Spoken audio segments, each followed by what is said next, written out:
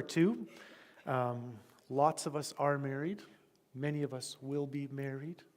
Some of us aren't, and I hope that you will still find lots of value in this as well. I think marriage is important. If you are married, that is the primary place where you live out the gospel, where you live out what it means to follow Jesus, is with your spouse. And as such, I think that becomes one of the primary places where we come under attack, where it's the most difficult to live out the gospel is with our spouse. And so it's important for us to take time and talk about the meaning of marriage. I'll invite your comments and questions. You guys have free rein to ask any question you want in the next 4 weeks. You can ask it to Andy or Peter afterwards if you don't want to ask it here, but you can put us on the spot. Anything you want answered should get answered in the next 4 weeks. I don't think I ever had a class like this when I was your age, and so I think I could have learned some things that would have been helpful. So I hope you guys will learn. There is lots of wisdom in this room. I was trying to do the math in my head of how many years of marriage are in this room. I got 23. My wife has 23, so that's 46. Derek, how many do you have? 20. So that's 44 plus 46. So that's 90 years of marriage. They're arguing about it now. He was right, Jenna? Oh.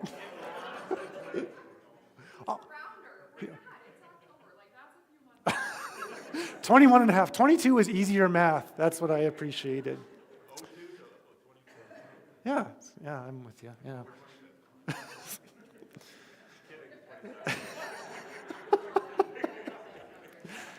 It's like I asked my niece once how old she was, and she said, just about 16. She's like, well, in a month I'll be 15, and then I'm just about 16. So, anyways, we got 90 years, and we're not even old couples. So I bet you we have 1,000 years of marriage here in this room. Can you imagine the wisdom that's in 1,000 years of marriage? Yeah? 106 this week. Okay, we're going to get you guys up on stage on the 4th week, and you're going to give us the answers. So, I am not an expert in marriage, as my wife will attest. And none of us are. But we do have our experiences, and I do want to invite us to share throughout these 4 weeks some of our own stories, some of our own vulnerabilities. And I think it is good. This might be uncomfortable. I want to push away, and I know we started off with jokes, but I want to push away from jokes about marriage, because often what we do is we lower ourselves to society's view of marriage, which is a really low view of marriage, which we learn from watching sitcoms and stuff like that, where the husband is always a bumbling idiot who has no clue what his wife is doing, and it's easy to make those jokes, and it's not the end of the world. But I feel like when we do that, we lower the value of marriage. When we make fun of women for talking too much, we make fun of men for being inconsiderate slobs. And it's not about not trying to hurt the other person's feelings. It's about just valuing marriage. And I think as a church, I want to do better than society does about valuing husbands and wives. And that's what this course is going to be about. We're going to use this book. Oh, I got to turn this thing on. Called The Meaning of Marriage by Tim Keller, and his wife writes one of the chapters in the book. So Andy put me onto this book just this winter. I've come across lots of marriage books over the years and done lots of premarital counseling. I found this to be a really valuable book. It's not about how to have good communication and how to do your finances well and how to raise kids and da-da-da-da. It's about the deeper core theological issues that are underneath marriage. And so I was really thankful for this. And so I read through this winter, and the next 2 Sundays at least, I'm going to kind of use this as a jumping off point to talk about marriage. The Bible begins with a wedding, and it ends with a wedding. So Adam and Eve is a wedding. I never really thought about this, but God made Adam. The next thing God made could have been a son. Father and son in the Garden of Eden. God could have done it that way. Then later on, this father and son went out and found wives and whatever. But that's not how he did it. He did it with a husband and a wife. And so marriage from the beginning is God's idea. And you get to the very end of the Bible in Revelation, and it's a wedding again.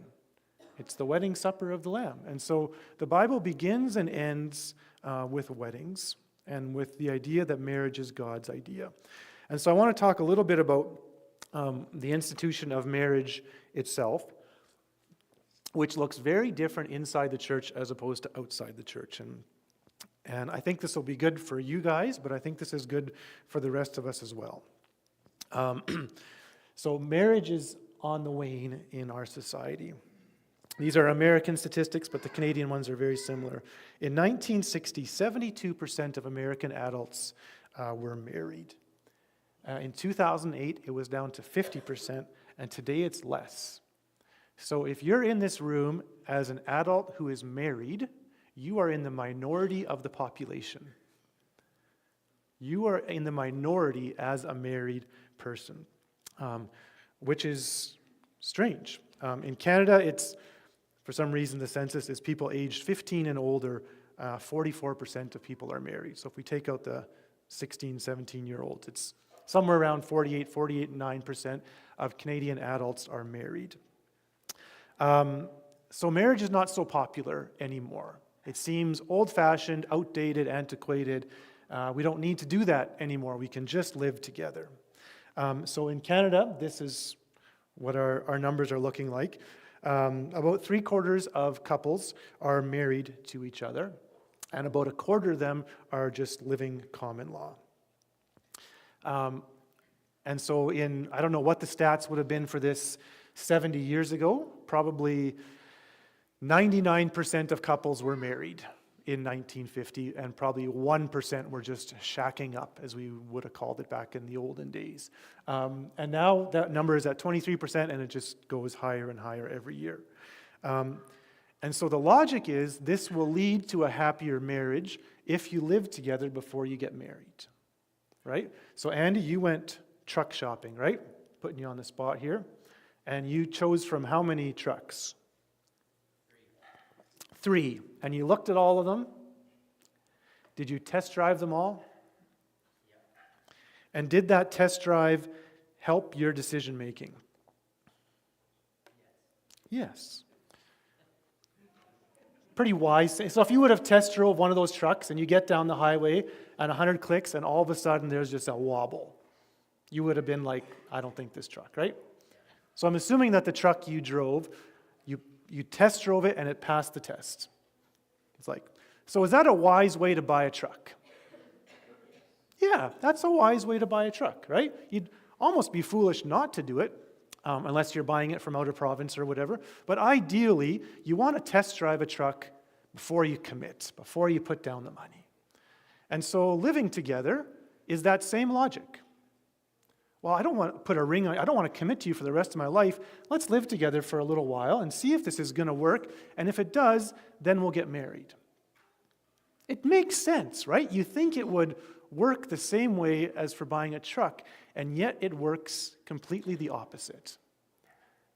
If you live together before you get married, if you test drive each other, you are 48% more likely to get a divorce if you test each other out before you get married. It actually works backwards. And we say, why does it work backwards? You think it would lead to a higher success rate. The problem is, when you live with someone without the commitment of marriage, that person is using you.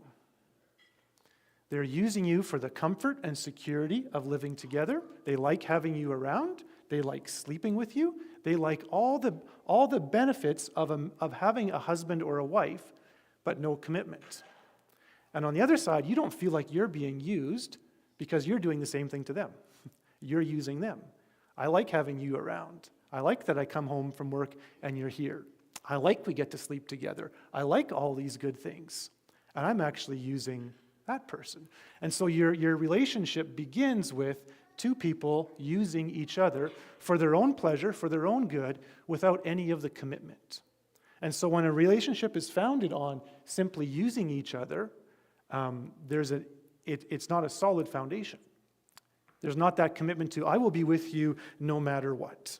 The way Tim Keller says it is, I love you, I just don't love you enough to close off all my options. That's the way our society views living together. I love you. Yeah, you are awesome. I will only be with you right now. But I would like to leave the back door open. If this doesn't go well, then I can get out of here. And we don't have to go through the messiness of a divorce. I love you, just I don't love you to the level of marriage. So that's kind of where our world is at in its view of living together and what marriage means. For lots, it's just a piece of paper. It's just whatever. Part of our problem of marriage is that we think of it as a piece of paper. What is marriage and what is it not? If my wife and I both got rid of our rings, would we still be married? I'll ask the youth. Yes. I lost my ring my first year of marriage. It's at the bottom of a river in the White Shell. I did not cease to be married to my wife when I lost my wedding ring. So this is not what makes me married. If we didn't have a marriage, if we didn't have a certificate, the province of Manitoba, if we signed a piece of paper that according to the province of Manitoba, we are married. If we didn't sign that piece of paper, would we still be married? Yes, we would still be married. If my wife didn't have a wedding dress, if she wore blue jeans and a t-shirt, would we still be married?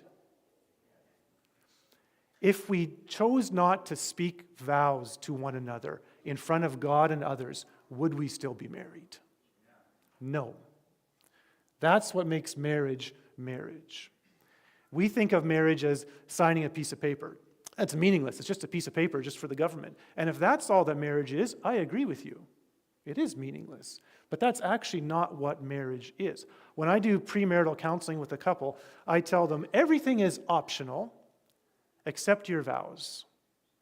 You don't have to have a song. You don't have to have a sermon. You don't have to have a dress. You don't have to have rings. You don't even have to sign the piece of paper.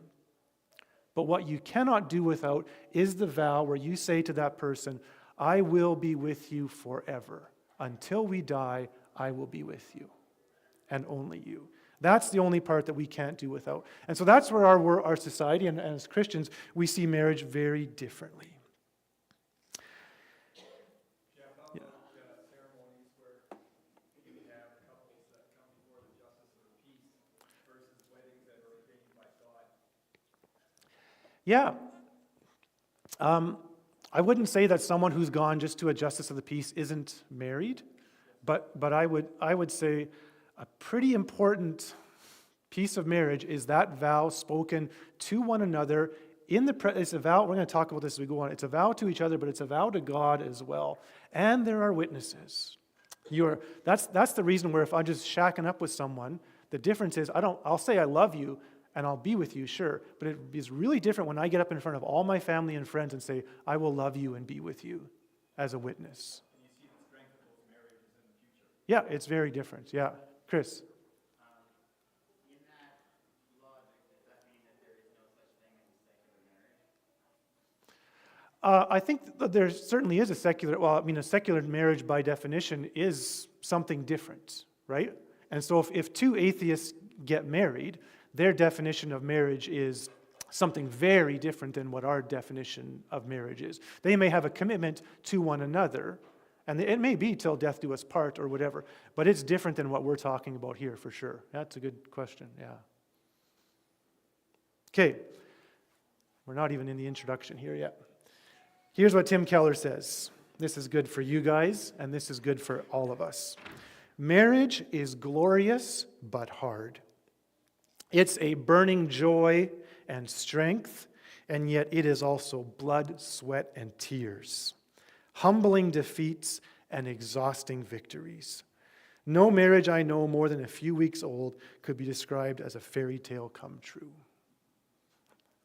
All married people here agree with that? Some of you still living in the fairy tale? Maybe you are.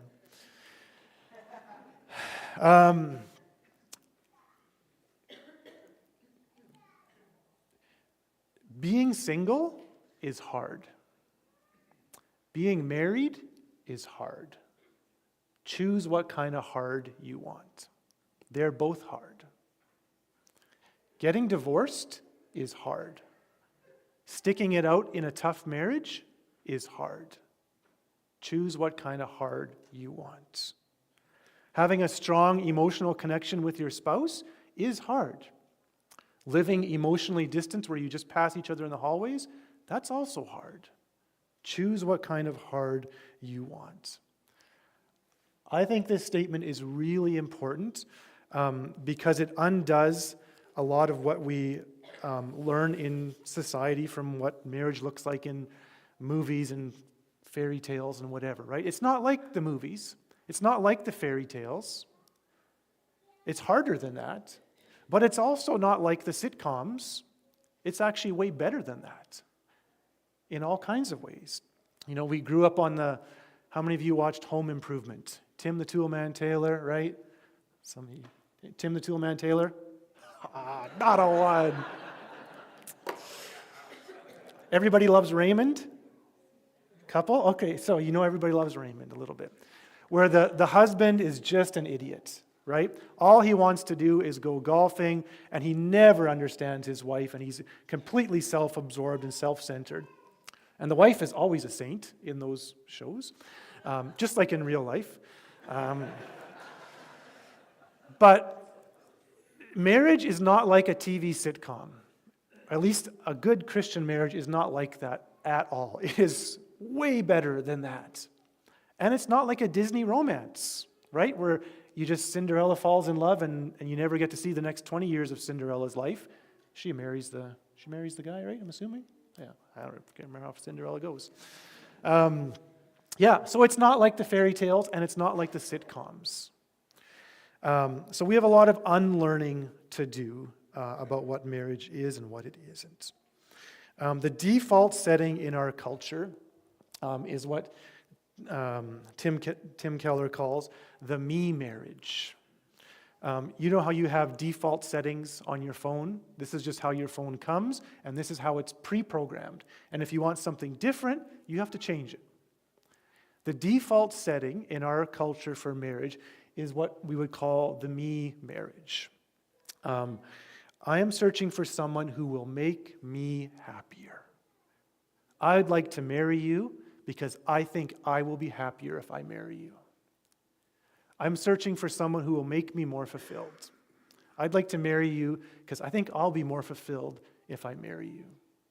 I'd like to have children, so I want to marry you because if I marry you, I can have children. All the different things that this marriage is about me and how much better my life will be if I get married. And yes, there's some truth to this, right? Like, our lives are much better often when we get married. But this default setting of the me marriage. And the problem with this marriage, what Tim Keller says, he says, to conduct a me marriage requires two completely well-adjusted, happy individuals with very little in the way of emotional neediness of their own or character flaws that need a lot of work. So if we could find somebody out there who doesn't have any problems, who doesn't have any emotional neediness, they just have everything to give, then a me marriage can work, and they'll just do wonders for me. The problem is those people aren't out there, and I'm not one of those people either. And the me marriage is why so many marriages in our country fail. Because people went into marriage thinking, this is going to make me so much better person, so much happier, so much more fulfilled. And they get a few years down the road, and they're not happier, and they're not more fulfilled, and they're not even a better person. They might actually be a worse person.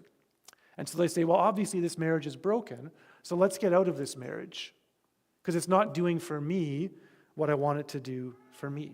Does that make sense? That's kind of our default setting. So we look to marriage, or in a worse way, we look even just to simply romance and sexual intimacy to fulfill in us what is supposed to be fulfilled in God. We want to be noticed. We want someone to notice. And when someone does, we're thrilled. We want to be valued. We want to be loved. We want to be special. We want to be the apple of someone's eye. And actually, all of these things we are made to find in God. And rather, we look for them in other people, especially if you're, those two atheists getting married. They're not getting any of that from God, and so they're looking entirely to their spouse to fulfill all of those needs in them. And when this happens, relationships struggle because that other person is not equipped to do all those things for you that you want them to do for you. This is the problem of hookup culture, right? So the culture of people in their late teens and 20s, maybe 30s, who just go from one sexual partner to another weekend after weekend because they're looking for fulfillment. They're looking to be valued, noticed, loved, seen, whatever it is, and they can find that by meeting someone at the bar and going home with them. And so when we're looking for that in each other, we're always left empty. We're always left broken until we can actually find what we need in God. Basically, if I'm looking to my spouse to fulfill all of my needs, I am going to be disappointed. And they will be if they are doing that for me as well. This is a good line. I think you guys will like this. It's important. It is possible to feel you are madly in love with someone when it is really just an attraction to someone who can meet your needs and address the insecurities and doubts you have about yourself. That puts a damper on being madly in love with someone. And not that being madly in love is a bad thing. Don't hear that from me. It's good to be madly in love. But it's possible that being madly in love is just, this person is meeting my needs that I'm not getting met anywhere else. I finally feel noticed. I finally feel valued. I finally feel loved. I finally have physical intimacy. Lots of people long for physical intimacy, connection. They don't get hugs or holding hands or whatever, and here's someone who will touch them, and it sends shivers through their spine. And all of the needs that I have, I'm finally getting from this person, and I'm madly in love with them. And the thing is, that feeling can be mutual. They might feel the exact same thing about you. I'm madly in love with you. You make me feel noticed and valued and loved, and you hug me and you kiss me and you do all these things that just thrill me. But being in love is not the same as loving someone. It's not wrong to be madly in love. Don't hear me. I'm not trying to kill romance here. It's great to be madly in love. And hopefully every relationship starts at least with that, and it comes and goes and looks in different forms. But being madly in love is not the same as loving someone.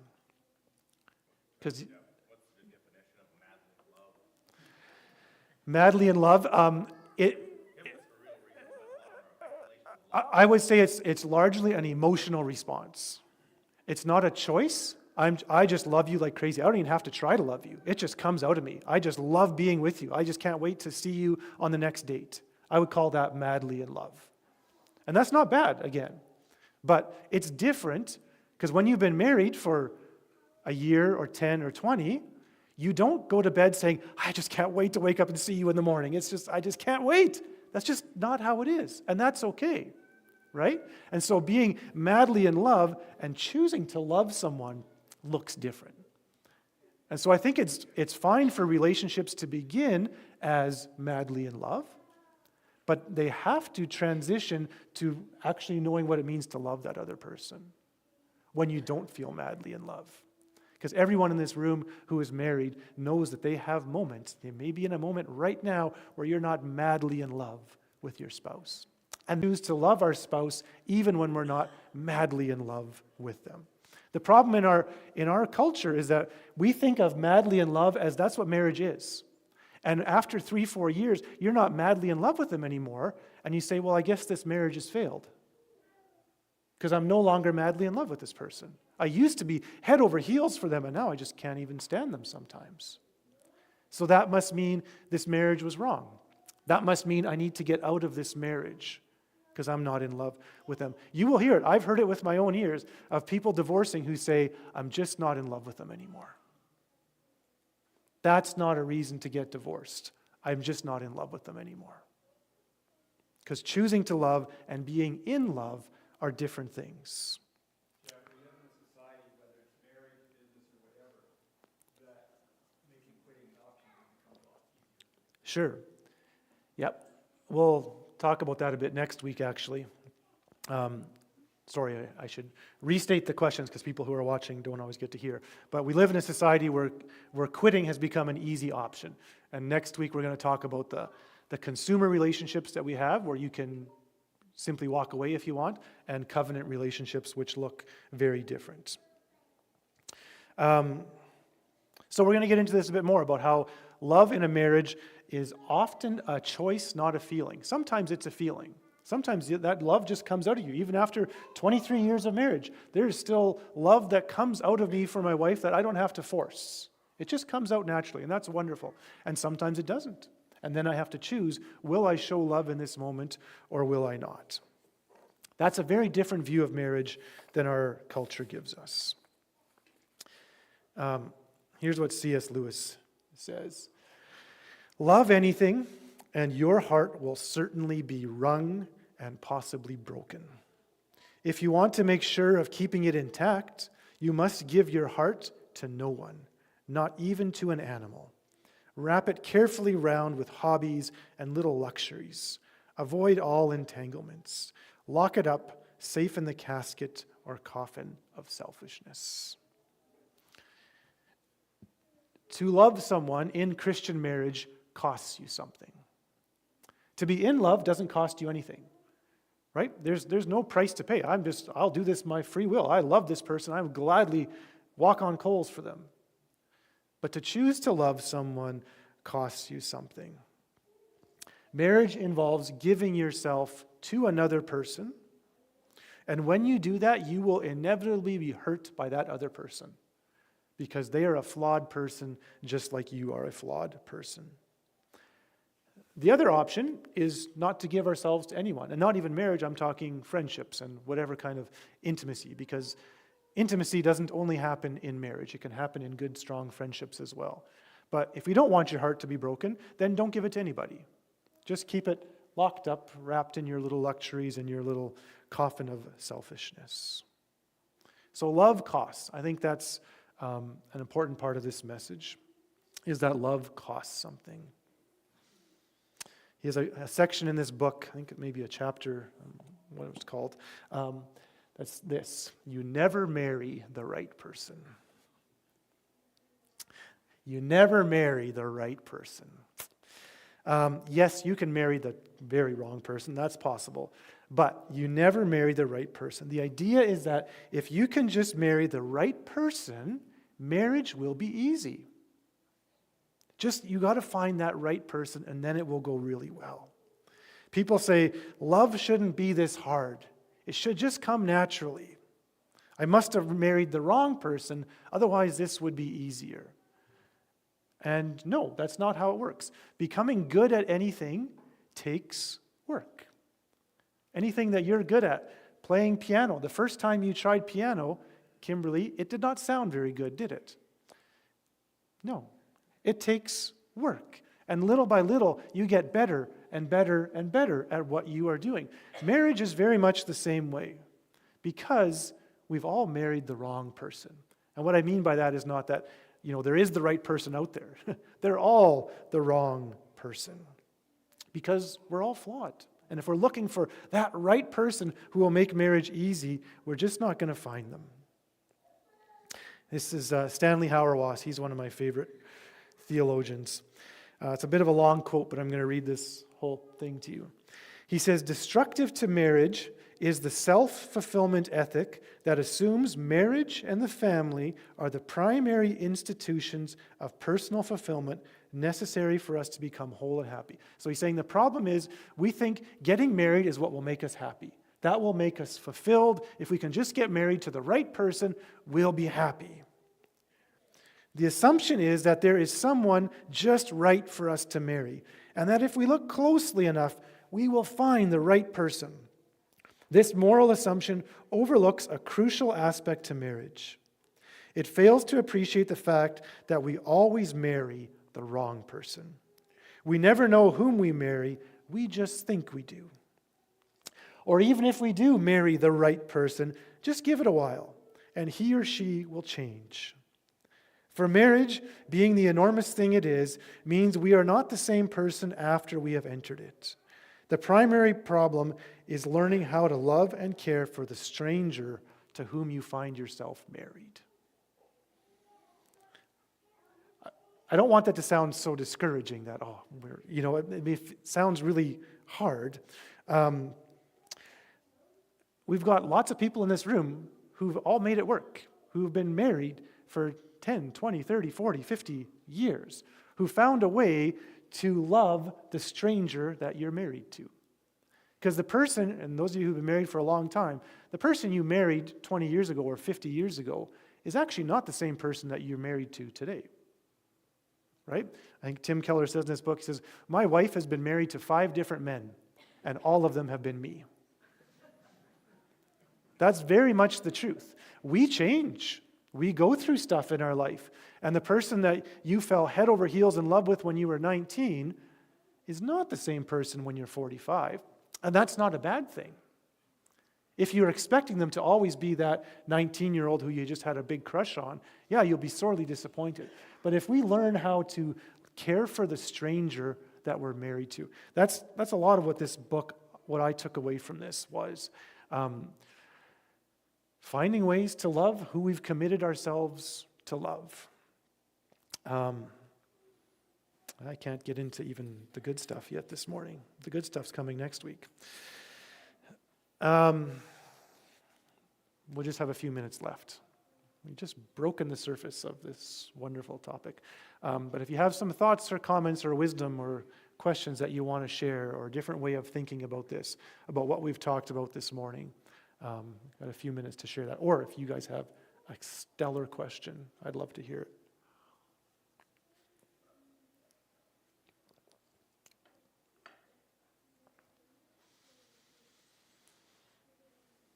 We're deep in thought.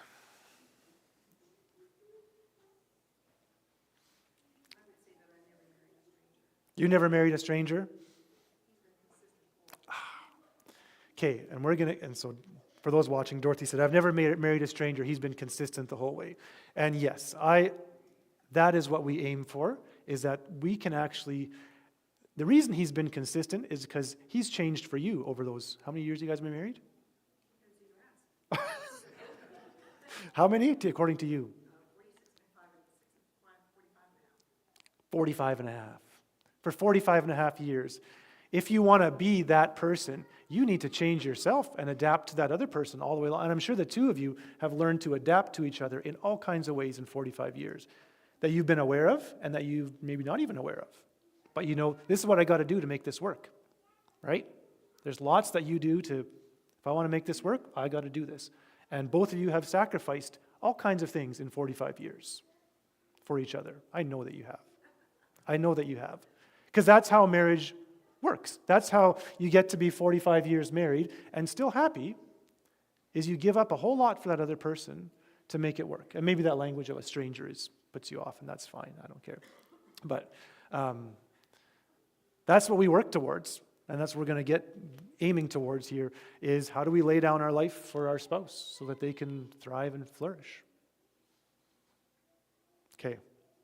We're going to leave it there. All your questions answered, Matthew? Next week, you got to come with some good ones. Oh, that's right. Oh, no. Oh, where are you? Never mind. We'll talk. We'll leave it there. Keep chewing on this, and we'll talk again next Sunday. Thanks.